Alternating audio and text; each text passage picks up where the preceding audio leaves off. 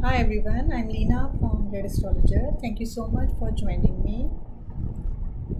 Today I'm here with a very beautiful topic, love marriage in your own horoscope. So, first of all, a reminder, subscribe to my channel, Red Astrologer. Hope you all are doing well. So, let's begin. Now, will I have a love marriage? Will my love affair be a success? Or why there are continuous breakups in one's life? So these are the queries I often get. So, first of all, let's understand who falls in love, who attracts, who gets attracted, and who is bold to take his own decisions. Now, love is a feeling, it's an emotion.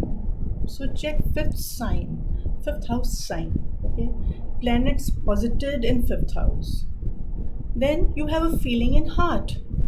So, moon, its sign and its position. Then see desire, and desire is always in heart or the lower mind. Here, third house sign, planets here will give desire, and this gives courage as well. Plus, it's the first Kam Bhav. As there are three Kam Bhav, third house, seventh house, and 11th house. So, among them, third house is the first Kam Bhav. And does your heart and mind have a desire for love and attraction? And then marriage. So, third house and fifth house. If connected with moon, Rahu, then there are chances of love affair. And if all these houses have connection with 7th house or 11th house, then it will convert to marriage. Now, let me give details about the signs that can give love affairs. So, those are Gemini, Scorpio, and Libra. See, Gemini is a dual sign. Okay, so it's the third lord. So, networking and Mercury being the lord, and Mercury is a youthful prince, so he wants to have fun and socialize. Then Libra, it will give relationship, and Venus is the planet. Venus is the lord of love. Venus is the lord of Libra. Okay, so love and sensory pleasures. And lastly, the Scorpio sign, as is the most mysterious sign, it depicts secrets in life. So wherever Scorpio signs falls in your birth chart, there are certain things you either hide, or you don't want to talk, or there is a strategy going on in that house activity. See, these are certain factors. If there are good number of supporting combinations, then there will be a chance of having a love affair. Now let's see the position of fifth house and Lord. And see, fifth house is love, creation, childlike behavior, pleasure seeking, and even procreation. Then position of seventh house and the Lord. Seventh house states partnership and marriage. Then position of eighth house and Lord. This house tells about the secrecy or hidden affairs. And then comes the position of third house and Lord. It's a lower mind, the Kam Bhav, as I said. And then the position of 11th house and its Lord, fulfillment of desires, is shown from this house. Okay, so the stronger the 11th house, your desires will be fulfilled. Now Lagna, planets in Lagna and sign in Lagna. Then the ascendant Lord, the Lagna Lord. See, if they have any relation with love marriage karakas, like I mentioned in the horoscope, then you will get into love relationship. Okay, so now let's see about the combinations. We know about signs and houses, so let's see about the important combinations to be seen for love marriage. First of all, check the position of Venus, as it is a natural karaka of love, romance, and relationship. If Venus is well placed in the 5th house, 7th house, and 11th house, then there are good chances of love marriage. And an afflicted Venus will always give love affairs. If Venus is related to Rahu, Mars, or Sun, then it increases sex urge, and sexual urge always leads to love affairs. So if there is a relation between the 5th lord and then the 7th lord, then it can give love marriage. third lord in the 7th house, 11th lord in the 7th house, or Venus in the 7th house. All these are combinations of love marriage. Okay, now let's move towards the combinations that leads to breakups or disappointment in love affairs. Now, if you see 5th house is active, Moon and Venus making relation with 3rd house, and Venus is afflicted, so love affair. Sure, you will fall in love, but what about the future? Now, if the 8th house is connected with the 5th house or 5th lord, then there can be a hidden affair. But if it has no connection with the 7th house or 7th lord or even 11th house, then the relationship might end in disappointment. The 6th house involvement brings arguments, misunderstandings, dispute, and even breakups if no 11th house involvement. Then comes the 12th house involvement. It brings disappointments, distance, and loss. Okay, so once again, let me highlight all the combinations. Planets in Lagna, they have the power of attraction. Okay, so first of all, check the Lagna. They attract opposite sex. So if Venus or Moon here, so definitely you will have spark and charming personality. So now Venus should be afflicted by Mars, Rahu and Sun, else you will be very shy and you don't know the art of relationship. Then Moon should be weak. I've seen in majority of cases that in weak Moon Dasha you get carried away. Now remember that Moon is an emotional planet. It's a water element, the most sensitive and sentimental. So they want love, care, and if related to Venus, then sensuous. And if related to Saturn, then it depresses, it gives depression, as Saturn is dry and separatist planet. So now in Lagna, Moon and Venus position, if you see that in Lagna you have Moon or Venus, then it will make one very it will make one long for sensory pleasures like sexual relations, intimacy. It stays in dreamy world. So once you're attracted, you have fallen in love, then you need guts, boldness, aggression. So that Mars will give.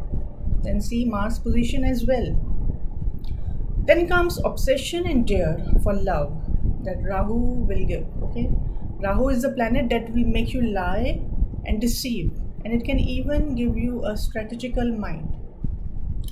So one thing keep in mind that afflicted Moon falls in love, as strong Moon means he's taking rational decisions. He's thinking rationally, mindfully, he's taking decisions and not with the heart. So he knows how to handle low mind and he's strict and disciplined. So such Moon, even if he falls in love, he will take a very calculative and mature decision. Next, if Venus is with 6th house or 8th house or 12th house, then it will break. If 5th lord has no relation with 7th house, then during Dasha of 5th house and 8th house and 12th house, only physical relations will be made, but later such relationships comes to an end.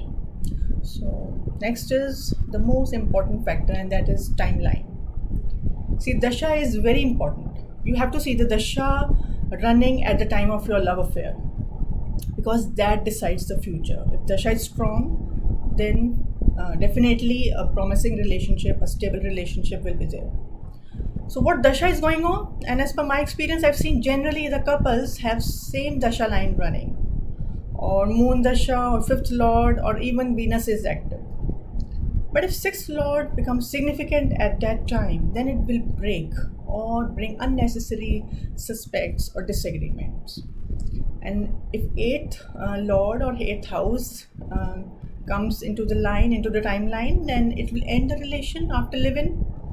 If no 11th and 7th house involvement, see 8th house if not supported with 5th, 7th or 11th house, then it can give scandalous love affairs.